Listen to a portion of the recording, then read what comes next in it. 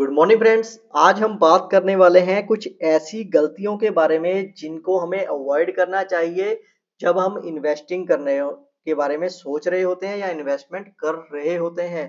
तो सबसे पहली गलती की बात करते हैं कि मैं आज इन्वेस्टमेंट स्टार्ट नहीं करूंगा, कल करूंगा, परसों करूंगा, नेक्स्ट वीक, नेक्स्ट मंथ, ऐसे करते करते कई साल निकाल देना। Don't wait until tomorrow. हमें आज ही इन्वेस्टमेंट स्टार्ट करना ज़रूरी है, क्योंकि उसके पीछे आपके कुछ रीज़न आ जाते हैं, उसके बाद इन्वेस्टमेंट नहीं स्टार्ट कर पाते हो आप। वो रीज़न्स जेन्युइन रीज़न्स हैं, वो आपके सामने शेयर करने जा रहा हूँ। सबसे पहला रीज़न आता है अप्रैल और मई के वक़्त, जब बच्चों की एडमिशन हो रही है, तब आपके पास पैसे नहीं होते हैं इन्वेस्ट करने के लिए। बच्चों की एडमिशन बहुत ज़रूरी है, मैं ये नहीं कहता कि आप इसको स्किप करो, लेकिन एक रीज़न बता रहा हूँ जो एक कॉमन रीज़न हमें सुनने को मिलते हैं। तो इसके बाद आता है जून और जुलाई का समय आता है, छुट्टियों का समय आता है, बच्चों के साथ घूमने और एन्जॉय और आउटिंग करने का समय आता है। ज़रूर कीजिएगा दोस्तों, कभी भी मिस मत करना, क्योंकि ये समय दोबारा नहीं आएगा दोस्तों। अगस्त और सितंबर की बात करते हैं तो ऑनलाइन सेल आती है, तो आपके को कोई ना कोई गैजेट खरीदना रहता है, कोई ना कोई गिफ्ट देना रहता है किसी रिलेटिव को, तो इस वजह से आप इन्वेस्टमेंट नहीं कर पाते हो, कोई बात नहीं है। अक्टूबर और नवंबर में फेस्टिवल सीजन आ जाता है, आप दीपावली के घर जाते हो या फिर घर वालों के लिए कुछ कपड़े खरीदते हो या कुछ भी खरीदते हो, तब भी आपके पास पैसे इन्वेस्टमेंट के लिए नहीं होते हैं, जेन्युइन रीजन है। नवंबर और मार्च की बात करते हैं तो मैरिज सीजन आ जाता है, इसलिए भी आपके पास इनफ मनी नहीं होता है कि आप इन्वेस्टमेंट कर सको। इसके बाद कुछ अन्य रीजन आ जाते हैं, जैसे कि होम लोन है, कार लोन है, इंश्योरेंस प्रीमियम देना है, हाउस रेनोवेट करना है। तो ऐसे बहुत सारे रीजंस हैं जो कि जेन्युइन भी हैं, और आपको वो सारे रीजन के लिए इन्वेस्टमेंट डिले नहीं करनी है। क्यों नहीं करनी है? क्योंकि जब आपकी 30,000 रुपए सैलरी थी, तब भी आप ये सारे खर्चे मैनेज कर रहे थे। जब आपकी सैलरी 40, 45, 50,000 के आसपास भी हो चुकी है, यानी कि बढ़ चुकी है, इंक्रीमेंट लग चुके हैं, फिर भी आप इन्हीं खर्चों के बीच में उलझे हुए हो, तो आप कब इन खर्चों को मैनेज करोगे? कब आप अपनी इन्वेस्टमेंट करोगे? कब आप अपनी रिटायरमेंट प्लानिंग करोगे? उन बच्चों की जिनके आप एडमिशन करवा रहे हो, उनकी मैरिज की प्लानिंग कब करोगे? तो आप अपने बच्चों को भी कैसे गाइड करोगे कि हाँ, मैंने ये इन्वेस्टमेंट स्टार्ट करी थी, अब जाकर के इतना कॉर्पस हो चुका है। जैसी आदतें आप आज अपनाओगे, आपके बच्चे भी वैसी ही आदतें अपनाएँगे। तो मैं तो यही कहूँगा, आपको कल की वेट नहीं करनी है, आज ही से इन्वेस्टमेंट स्टार्ट कर देनी चाहिए। चाहे ₹500 महीने से शुरुआत करो, लेकिन करो तो सही। तो इसके बाद अगर हम बात करते हैं ऐसे रीज़न की जो कि बहुत कॉमन देखने को मिलता है, हम अपने दिल की सुनते हैं, दिमाग की नहीं। तो जान लेते हैं क्या वो रीज़न्स हैं। दिल की और दिमाग की आपके सामने फ़ोटो भी आ चुकी है। तो सबसे पहला रीज़न, हमें दिल कहता है कि सेफ खेलना चाहिए, जबकि दिमाग कहता है कि हमें एज़ पर गेम खेलना चाहिए। दिल कहता है टी20 मैच चल रहा है, लेकिन हमें टेस्ट क्रिकेट की तरह खेलना चाहिए, विकेट नहीं गँवाना चाहिए। जबकि दिमाग कहता है 20 ही ओवर है, 10 विकेट है तुम्हारे पास, अब नहीं पेलोगे तो कब पेलोगे? तो बेसिकली आपको गेम के अकॉर्डिंग ही खेलना चाहिए। ये नहीं है आप टेस्ट मैच में टी20 का गेम खेल रहे हो, टी20 में आप टेस्ट का गेम खेल रहे हो, तो ये आपकी टीम के लिए हानिकारक सिद्ध हो सकता है दोस्तों। तो हमें गेम के अकॉर्डिंग प्ले करना चाहिए। आपका दिमाग बिल्कुल सही कह रहा है। नेवर टेक रिस्क, जबकि माइंड कहता है टेक कैलकुलेटेड रिस्क। काफ़ी बार जब हम मैच देख रहे होते हैं, तो कोई मौका ऐसा आ जाता है कि कोई प्लेयर गलत टाइम पे शॉट खेल के आउट हो जाता है, ऐसा हमें लगता है। तो बेसिकली हम उसे यहाँ पर घर बैठे ही टेलीविज़न के माध्यम से ये सलाह दे रहे होते हैं, यार ये हमेशा ही अपनी टीम को फँसा के चला जाता है। क्या होता अगर 5 ओवर और खेल जाता? अब आगे आने वाली टीम इसको पता है वो नहीं सँभाल पाएगी, नहीं टैकल कर पाएगी इन बॉलर्स को, तो क्यों ना वेट कर लेता। तो बेसिकली ऐसे टाइम पे इसको ये रिस्क नहीं लेना चाहिए था। तो हम उस मैच की, उस प्लेयर की रिस्क कैलकुलेशन तो कर रहे होते हैं, लेकिन अपनी लाइफ के बारे में कभी भी ये कैलकुलेशन नहीं कर रहे होते। तो आपको ऐसे रिस्क लेने चाहिए जो लाइफ में आप कैलकुलेट करके ले रहे हो। ये ना हो कि आप गलत जगह इन्वेस्ट कर रहे हो, आपने कैलकुलेशन भी ना की हो कि आप कहाँ पर जा सकते हो। तो इसके बाद बात करते हैं अपनी पर्सनल सैटिस्फैक्शन के लिए ही हम इन्वेस्टमेंट करते हैं, जबकि माइंड कहता है हमें डाटा ड्रिवन इन्वेस्टमेंट करनी चाहिए। एक एग्जांपल की बात करते हैं, मोस्टली लोगों के पास यही रीज़न होता है, यार एफडी सेफ है, एफडी की तरफ इन्वेस्टमेंट करना चाहिए, गोल्ड भी सेफ है, उसमें भी इन्वेस्टमेंट करनी चाहिए।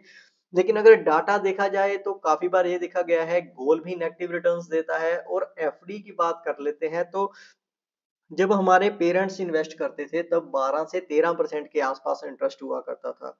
लेकिन अब की बात करते हैं तो 7% के आसपास इंटरेस्ट आ चुका है। आपको क्या लगता है कि जब हमारे बच्चे आएँगे तो क्या उन्हें ये एफडी 7% के आसपास इंटरेस्ट दे पाएगी? नहीं, आपको हमेशा अपने डाटा के अकॉर्डिंग ही इन्वेस्टमेंट करना चाहिए। ये नहीं है कि ये मेरे को सैटिस्फैक्शन दे रहा है इसलिए मैं इन्वेस्ट कर रहा हूँ या इसलिए मैं सेव कर रहा हूँ। तो इसके बाद अगर बात करते हैं, दिल हमारा कई जगह के रिस्क को ओवरलुक करता है, नज़रअंदाज कर देता है, जबकि हमें हमेशा माइंड कहता है कि रिस्क को मैनेज करके चलना चाहिए। ओवरलुक की बात करते हैं, एक रियल एग्ज़ाम्पल की बात करता हूँ। मैं अपने फ्रेंड को म्यूचुअल फंड्स का प्रपोज़ल समझा रहा था, तो उसको समझा रहा था इसमें थोड़ा-सा रिस्क रहता है। तो वो कह रहा था ये अगर माइनस होने के चांसेज़ हैं तो मैं इस रिस्क में इन्वेस्ट नहीं करूँगा। लेकिन उसी वक़्त कोई दूसरा फ्रेंड आकर उसको क्रिप्टो समझाता है और रिस्क को इग्नोर करता है। वो उसको ओवरलुक कर देता है क्योंकि उसमें 45 दिन में पैसा डबल देने की बातें हो रही थी, तो वो ये नहीं जानता भी हो सकता है उसका पैसा ही ना मिले, कैपिटल ही ना मिले जो उसने इन्वेस्ट किया, प्रिंसिपल ही ना मिले। तो बेसिकली उसको ओवरलुक करता है। तो यहाँ पर जब बाद में वो कंपनी बंद होती है तब मेरे पास फ़ोन आता है कि यार वो कंपनी बंद हो गई, मेरा तो पैसा ही डूब गया, अब क्या करें? तो मैंने एक ही बात पूछी, क्या वो कंपनी सेबी रजिस्टर्ड थी? उसका जवाब था नहीं मालूम। क्या वो एमपी के अंडर काम कर रही थी? मैं नहीं मालूम। तो उसने कुछ भी बिना सोचे समझे रिस्क को इग्नोर किया और अपनी इन्वेस्टमेंट कर दी क्योंकि उसने अपने दिल की सुनी थी। लेकिन आपको ऐसी गलती नहीं करनी है, आपको अपने दिमाग की सुननी है दोस्तों। कुछ बार ये होता है कि हम शॉर्ट टर्म बाइस के लेकर के इन्वेस्टमेंट कर देते हैं, जबकि हमें अपना पैसा एसेट एलोकेशन के अकॉर्डिंग इन्वेस्टमेंट करनी चाहिए। जैसे कि अब पिछले 1.5-2 साल में हमने देखा कि गोल्ड ने काफ़ी अच्छा रिटर्न दिया। तो ज़्यादातर लोग अब इन्वेस्टमेंट करेंगे गोल्ड की तरफ।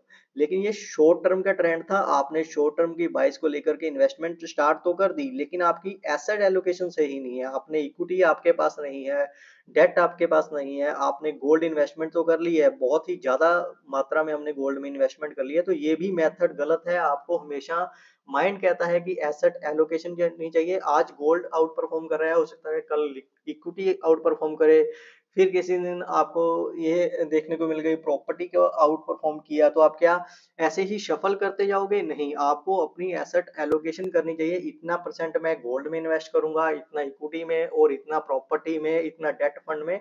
ये सारी कैलकुलेशन करके ही आपको इन्वेस्टमेंट करनी चाहिए दोस्तों।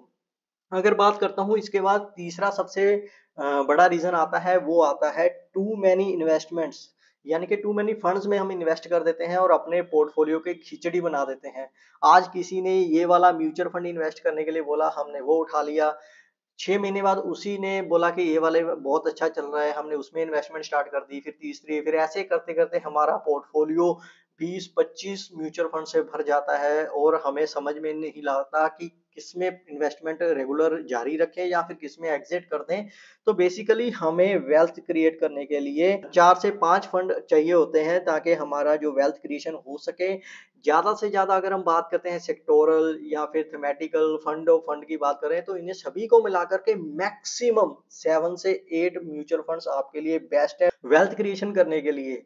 आप अपने एक बात नोट कर लीजिएगा, खिचड़ी आपकी हेल्थ के लिए तो अच्छी हो सकती है, लेकिन वेल्थ के लिए खिचड़ी अच्छी नहीं है। वहाँ पर आपको एसेट एलोकेशन ही एक अच्छा ज़रिया है जिससे आप वेल्थ क्रिएट कर सकते हो। चौथे की बात करते हैं, डोंट टाइम द मार्केट। काफ़ी लोग ये कहते हैं कि जब मार्केट नीचे गिरेगा मैं तब इन्वेस्टमेंट करना करना चाहूँगा, जब मार्केट ऊपर गया तब मैं उसको सेल कर दूँगा। आज यानी कि मार्केट को टाइम करने की कोशिश करते हैं। मैं यहाँ पर इन्वेस्ट करूँगा, हाई पे सेल कर दूँगा, लो पे बाय करूँगा। तो बेसिकली ये सिर्फ़ सुनने में अच्छा लगता है, आपको क्या पता मार्केट ने कब टॉप बनाना है या फिर कब बॉटम बनाना है। तो बेसिकली हमें मार्केट को टाइम नहीं करना है, जबकि मार्केट में टाइम करना है। यानी कि आपको मार्केट में रहना है, टाइम स्पेंड करना है, तभी आपकी वेल्थ क्रिएट होगी।